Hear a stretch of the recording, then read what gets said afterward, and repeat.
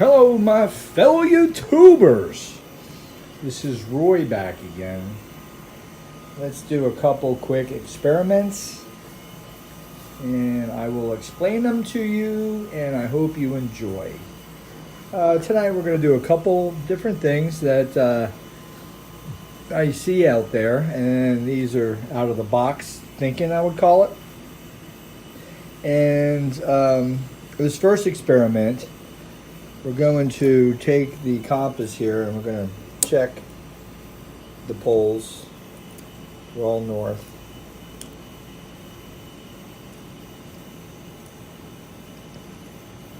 Alright. And coming out of here, right now it's not showing anything, but it should be in north as well. And I'm going to set the wheel up here, put it in the middle so it doesn't have any kind of reaction. This right here is the voltmeter, and it'll kick on, show how many volts. I got three 12-volt batteries tied together, and it'll show up 35, 36 volts, so the batteries are a little bit used up. Down here, I want you to see, so everybody knows in the future, my next video on, I am going to clear off this section here, and I am going to make a schematic, a blueprint of everything, what the layout is. So every time we do an experiment, we'll go to the schematic and you'll know where everything is so you can build it.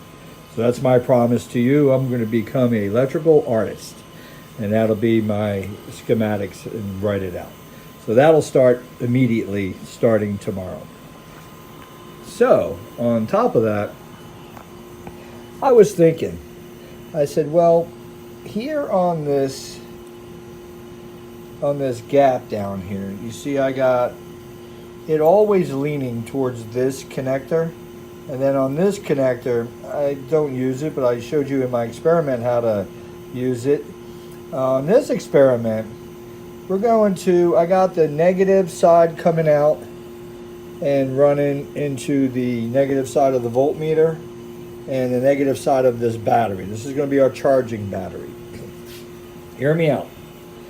So with the Bedini wheel, you have the wheel turning and you're charging a battery, okay, off the back EMF. Now on the back EMF on the Bedini wheel with a transistor, which we're going to have to come over here and grab a transistor. Yeah, I'm sure I got one laying around. Here we go. So the way the Bedini setup is, this is the Bedini circuit here. So you look at the transistor, you want the two pins, it's a 2N3055. And you want the two pins on the top side, because you'll see if you turn it upside down, they're on the low line. If you turn them up, they're higher. So when you turn them up high like that, to your left will be your base, to your right will be your emitter, and the chassis itself is the collector. The collector is what puts out the voltage and what is biased to the emitter. The emitter is the negative side of your power source, and on the base side, that is your pulse coming in to turn the switching on, but it biases between the base and the emitter, and then between the collector and the emitter, they bias each other. Pretty interesting stuff. But on the charging, back charging is really not coming off the bifilar.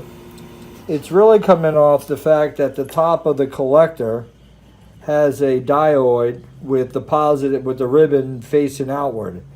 And that's what we're doing here. So we're coming off the negative side. We're off, right here we're coming off the positive side. So positive in, diode, ribbon out, and then we're going into the positive side of the battery.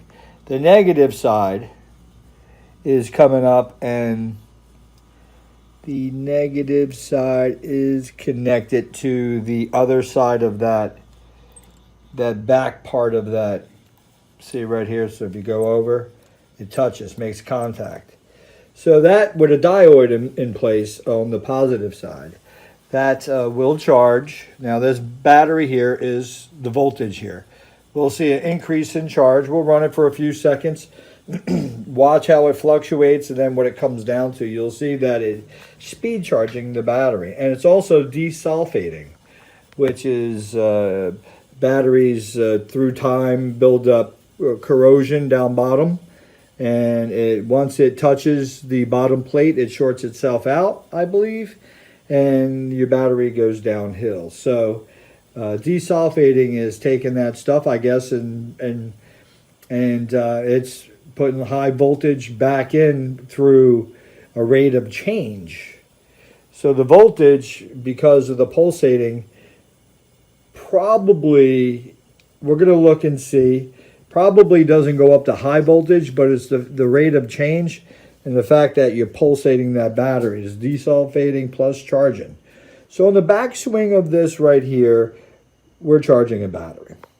Then we're going to get into two other experiments. We're going to put a coil around this core, and we have it with a load on it is one of these 4.5 watt light bulbs. Then we have this coil here come into this other light bulb, which is the LEDs, like 10 of them or more than that, but 4.5 watts. And we also have an iron core, a nice piece of copper, 1/2 inch thick, 2.5 inches wide. It came off a buzz bar, I guess you call those. Got that. And we're also going to use a piece of, yes? Can we do it in cash? No. Then yeah, we're fine. We'll just take care of the other business I talked to you about tomorrow. All right, cool. So we'll use this regular solid iron versus as a core versus this laminate iron, and we'll see if there's any differences in the light.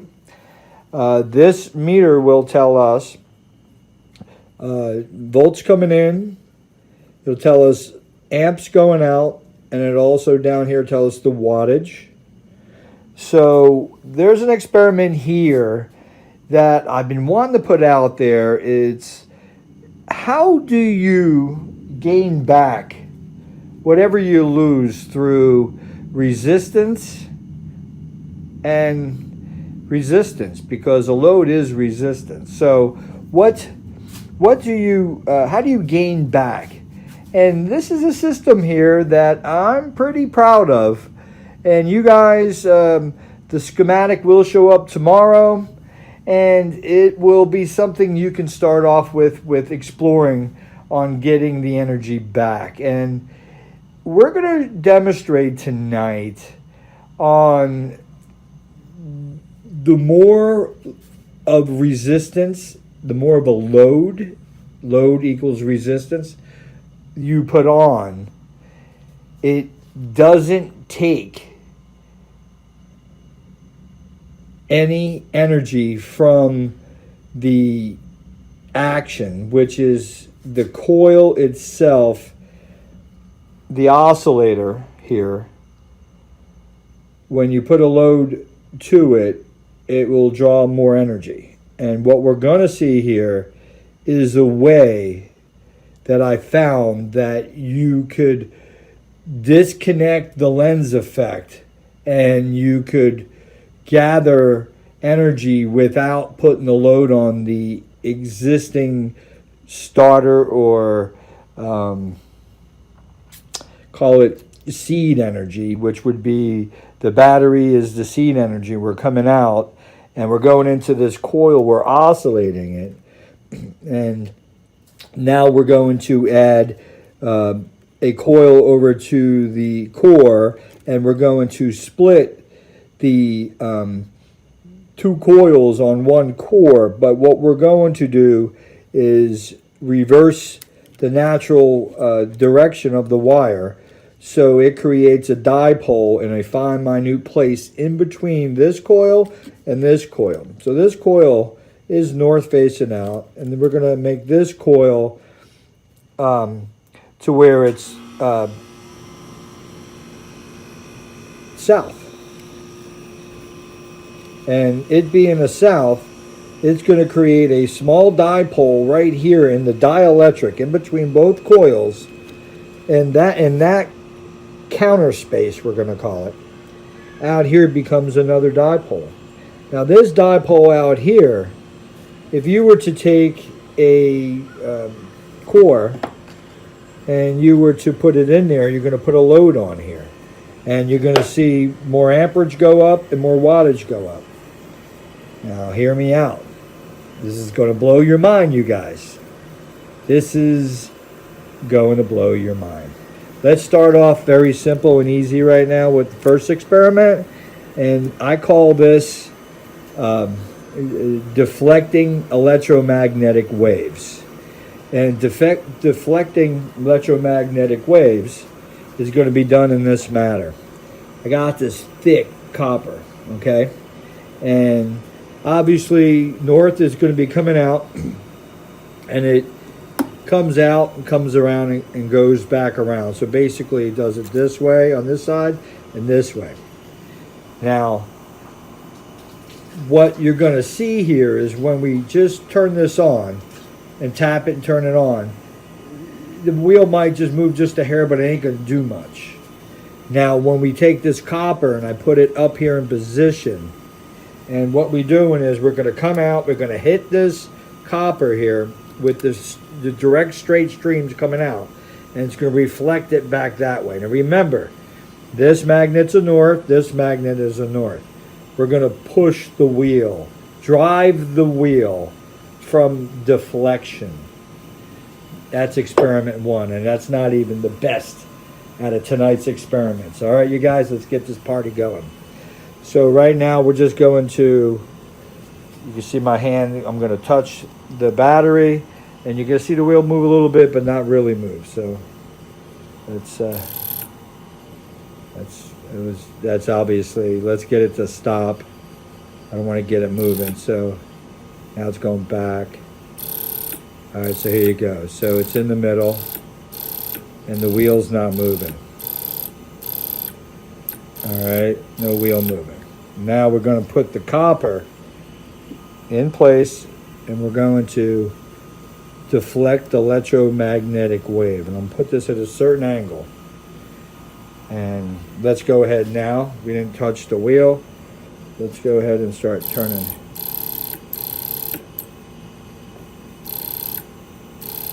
All right, let me just get the wheel on.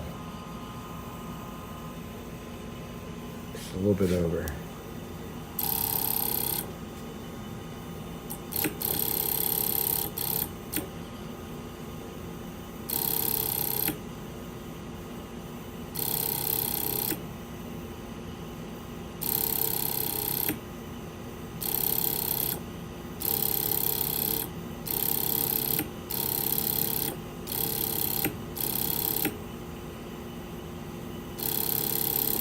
Get the point. I'm deflecting it, and it's making the wheel turn. Let's go to the other experiment. All right, so let's let this settle down for a second. We're at 12.77 volts and dropping. As we were doing that, a charge was coming out of my little non-transistor Bedini setup here. And we're charging a battery, so it means we're taking the back EMF in a different way, because we're double slapping, I guess. One's going out, going through the coil, making an electromagnetic field, and the other one is on its back swing because it's drawn in and being pulled right here from the electromagnetic magnet from that magnet there, and then it connects that side and starts charging that battery. So we're down at 12.7 ohm. So right here, I think it's time that I let me see, how are we going to do this? One hand, let's try this. So keep an eye on these two lights, and the first one light up will be the first coil, and then we'll focus on what the readings are here. Fire in the hole. Alright, so you can see the wheels already reacting to what's happening. Alright, now it gets locked in, but if you get it going, it gets unlocked. That wheel right there, for instance, watch this. It'll stay going for a long time. So back over here, we're at 35 watts. We got 1.83 of an amp, and that's running the oscillator. 63 to 64 volts or watts is what it takes to run this setup right here. Okay, here's your oscillator. Back here, the voltage is charging that battery. So right now you see it fluctuating way above voltage pressure. Okay. Now let's go ahead and go on the tail end of it. So here, let's put this coil in place, and you see the light come on.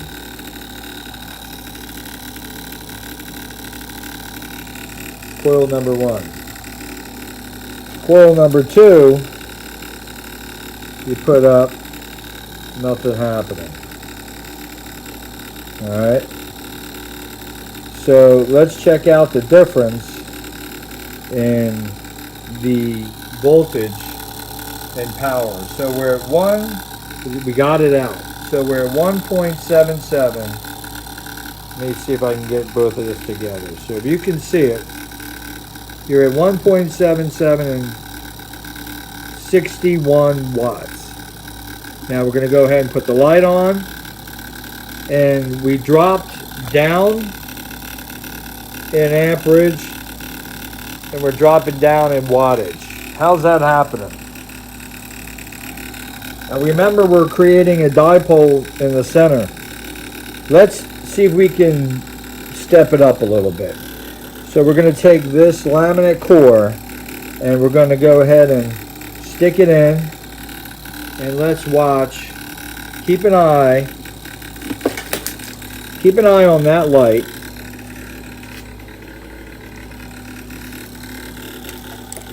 Alright, keep an eye on that light, how bright it is. And let's keep an eye on the power and the amperage. Wattage and amperage. So 170 and 59. So we're going to come in here and we're going to add some more induction. Look at the difference in the light. Okay, look. It's crazy how much brighter it gets. I'm adding this. And now let's look at what's going on with that.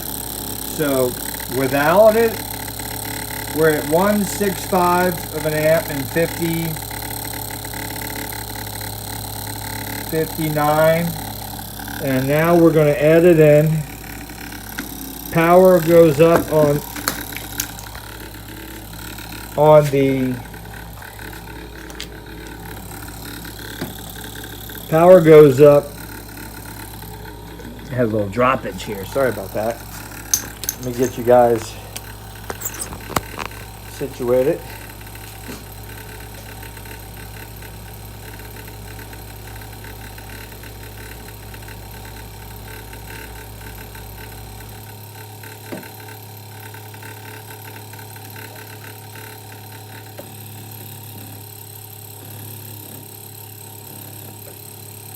All right, so we got this. Now we're going to put this coil back in place. Now this light should go on.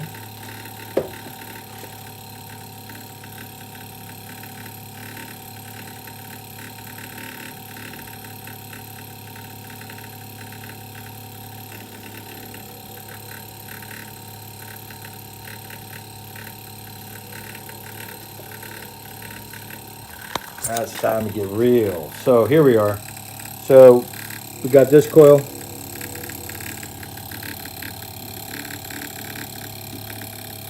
Alright, so without it in, 56 watts and 1.64. Then we're going to go ahead and turn it in. Light's bright, and we're at 158 and 55. So we drop down in wattage and amperage, okay? And that's having the load on the outside. Figure this out. Now let's go ahead and we're going to insert, let's get that there. We're going to insert this coil in that core into there. A couple things are going to happen. This light's going to get brighter. That light's going to light up. And the power or the wattage and the amperage are going to go down. So we're at 157, 159. I thought I seen. We're at wattage 55 and 159. We'll go with that. So let's go ahead and put this in. You can see this light is going to get so bright. That light is on. And now we're at 155 and 54.2 watts. So we actually dropped down. Look at me. So I got two coils behind the Bedini setup charging that battery and dropping down in wattage and amperage.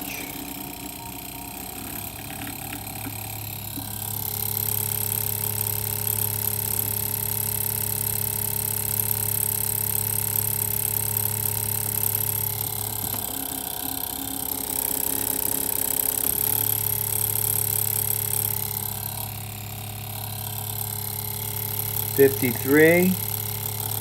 Let's go ahead and put the mechanism in. Got all kinds going on there.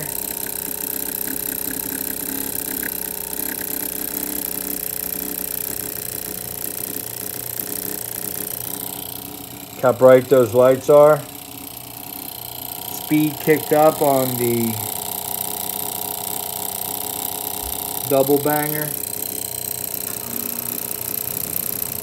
We're going down in amperage and wattage. Riddle me that, Batman. Riddle me that. You guys, thanks for watching. Leave your comments. Hopefully you appreciate the experiments.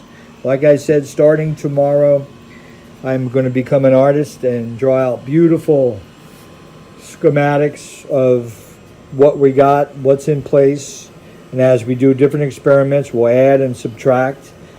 And remember this setup here, you come out with one pole and then you put the opposing winding poles, so you compress the dipole between this core and the coil itself, and then you come into the other setup opposing the middle one, and what you're creating is a electromagnetic diode. An electromagnetic diode, you are able to pull energy off of this coil and allow the coil to cool down and use less energy to run it while you have a outstanding amount of loads. So that was 4.5 and 4.5. That's 9 watts. You did not see 9 watts appear on the goings in to run the oscillator, correct? And you did see it drop down as we added more components, just like the universe, guys. It's reminiscent. These experiments are done because I'm thinking of nature. And I want to give a shout out to everybody out there. Angel, Made by One Man, Jason, all you guys. If I left your name out, sorry, but AAA, Clay, A little brain dead right now. This has been intense. Intense.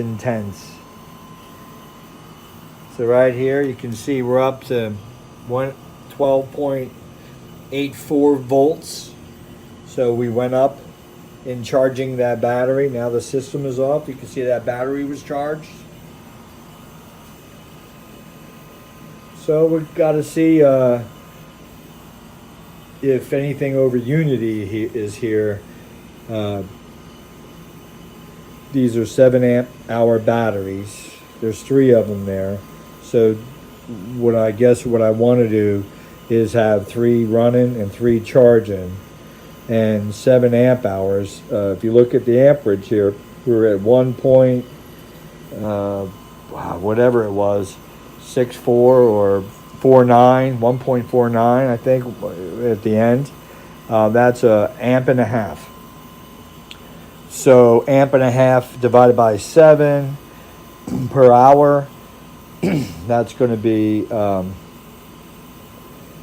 be, say, 3. So you're taking away 3, 4. So you're taking away, I think you're at 4.5 amp hours instead of 7 because of the load. So 4.5 hours you should be able to operate this. We'll see if 4.5. I just check myself when I get off the video, when I get a piece of paper and a pen. But if 4.5 amp hours is charging as well, then at what point do we have over unity to where we're not putting any energy? We're putting energy in, we're getting it out. We're not turning anything anymore, so it's not Bedini to where this has to oscillate, because why would you even want something mechanical when you can oscillate it and create an event? And you can see how my brain works, where I expand the events, and these dipoles are expanding and how they're acting, and the fact that if you could have a single coil with a coil in the middle and a coil on the outside, that the coil in the middle set in a certain way would allow the magnetic flux to go through and create the outside to be the dipole of the opposite of the originator, which would be this. That means this section and this section would be the true dipole, and this coil in the middle would be a electromagnetic dioid, and you're only allowing one way going with the electromagnetic, and you're taking from there because the lens effect doesn't kick in, because it doesn't know that you're interrupting, creating a node in a sense. If you want to talk musically, you're creating a node, but here you're expanding the node, so it doesn't know there's a connection, a tap in the middle in this center coil. All it knows is that that outside coil is abiding by the lens effect. All right, guys, leave your comments. Hopefully you appreciate 28 minutes of pure pleasure on my part. Thank you.